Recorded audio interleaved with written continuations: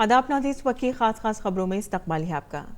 Corona virus के कहर से निपटने के लिए हुकूमत जंगी पैमाने पर काम कर रही है। मरकजी वज़ीर सेहत डॉक्टर हर्षवर्धन ने कोरोना वायरस की सूरत हाल पर राज्यसभा में बताया कि N95 मास्क और दीगर तिब्बी आलात की बरामदात को कंट्रोल में लाया गया है।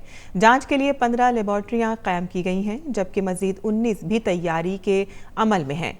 एक कॉल सेंटर भी तैयार किया गया है। मरकज हर मुमकिन सूरत हाल से निपटने के लिए हमवक्त तैयार है। उन्होंने बताया है कि वजीर आजम सूरत हाल की असर खुद निगरानी कर रहे हैं। मुल्क भर में अब तक 29 मामलात सामने आए हैं।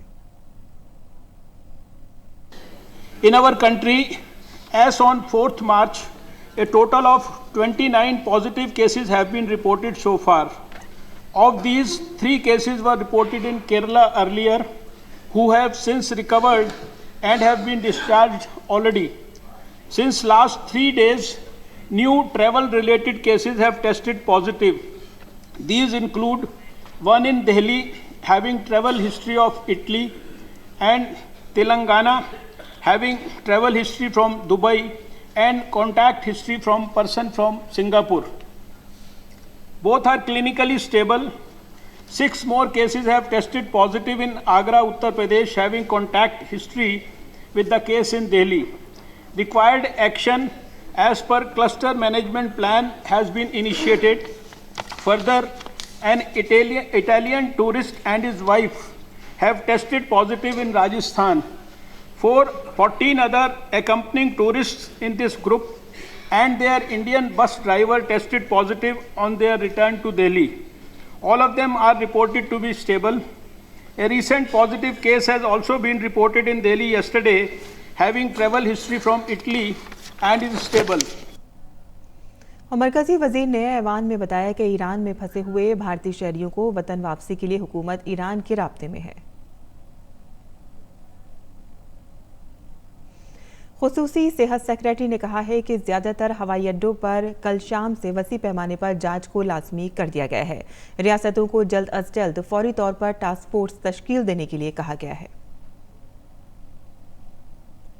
कोरोना वायरस से बचाव में मास्क का अहम किरदार है। आज राज्यसभा में भी एक खातून मेंबर पार्लियामेंट ने मास्क पहनकर सभी को ये पैगाम दिया। महाराष्ट्र के अमरावती से आजाद रुकन पार्लियामेंट नवियत रवि राणा ने आज पार्लियामेंट में बाकायदा मास्क पहनकर सवालात किए।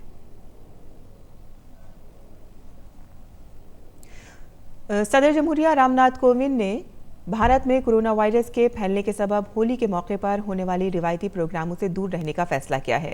ट्विटर पर सदर जमहूरिया ने कहा कि एहतियात और हिफाजती इक़दामात के जरिए हम कोविड-19 नोवेल कोरोना वायरस को फैलने से रोकने में मदद कर सकते हैं। एहतियात के तौर पर राष्ट्रपति भवन में रिवायती होली तकरीबात नहीं होंगी। वज़ीर आज़म ने कोविड-19 नोवेल कोरोना वायरस के पेश नज़र एक ट्वीट किया। उन्होंने अपने पैगाम में लिखा कि पूरी दुनिया में कोविड-19 के खतरे को देखते हुए माहिरीन ग्रुप में जमा होने से परहेज करने की सलाह दे रहे हैं। ऐसे में इस साल मैंने होली मिलन तकरीब में शिरकत न करने का फैसला किया है। कोरोना वायरस के फैलने के खतरे के पेश नज़र सऊदी हुकूमत ने अपने शहरियों और ममलिकत में मुकीम गैर मुल्की अफराद के भी उम्रा अदायगी पर आर्जी तौर पर पाबंदी आयद कर दी है। गुज़िश्ता दिनों मशरिक़ वस्ता में कोरोना वायरस से हलाकतों के बाद सऊदी अरब ने मुतासरा मुल्कों के उम्रा ज़ायरीन पर मक्का मुकर्रमा और मस्जिद नबवी में दाखिले पर पाबंदी आयद कर दी थी, जिसके बाद हज़ारों अफराद के वीज़े मनसूख किए गए थे।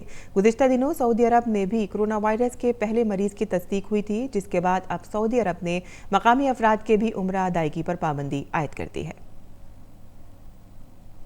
और चीन में कोरोना वायरस के मामलात में कमी आ रही है। वुहान में जहां ये वायरस शुरू हुआ था, कोरोना के आधे से ज्यादा मरीज सेहतयाब हो गए हैं। चीन ने कहा है कि वायरस के 119 नए मामला सामने आए हैं, जिनकी तस्दीक की गई है। 38 अमवात हुई हैं, जबकि 143 मुश्तबा मामलात हैं। इसके अलावा 2652 मरीजों को अस्पताल से छुट्टी दे दी गई है। संगीन मामलात की तादाद भी 390 से कम हो गई है और देख रेख के लिए अलग अलग रखे गए 6250 मरीजों को भी छुट्टी दे दी गई है। लेकिन जिन मरीजों का इलाज हो चुका है, सेहतयाबी के बाद उनकी जांच के दौरान कोरोना वायरस दोबारा मिलने से तशवीश में इजाफा हुआ है, क्योंकि इस वायरस के फैलाव के इम्कानात अभी कम नहीं हुए हैं। दुनिया भर में कोरोना वायरस वायरस से अब तक 3,123 लोगों की मौत हो चुकी है, जबकि 91,783 से ज़्यादा लोग इससे मुतासिर हैं। आर्टिकल 370 के हटने के बाद जम्मू कश्मीर में जारी सोशल मीडिया पर लगी पाबंदी अब हटा ली गई है। अब वादी में सभी वेबसाइट चलाई जा सकेंगी। पहले कुछ वेबसाइट को चलाने पर रोक थी। लैंडलाइन कनेक्शन से जुड़े इंटरनेट कनेक्शन को भी शुरू कर दिया गया है। हालांकि इसके लिए इंतजामिया से मंजूरी लेनी होगी। इंतजामिया के जरिए जारी ये हुक्म 17 मार्च तक नाफिज रहेगा। अभी से तजर्बाती तौर पर नाफिज किया गया है। इस वक्त की खास खबरों में फिलहाल इतना ही। इजाजत दीजिए। आदाब।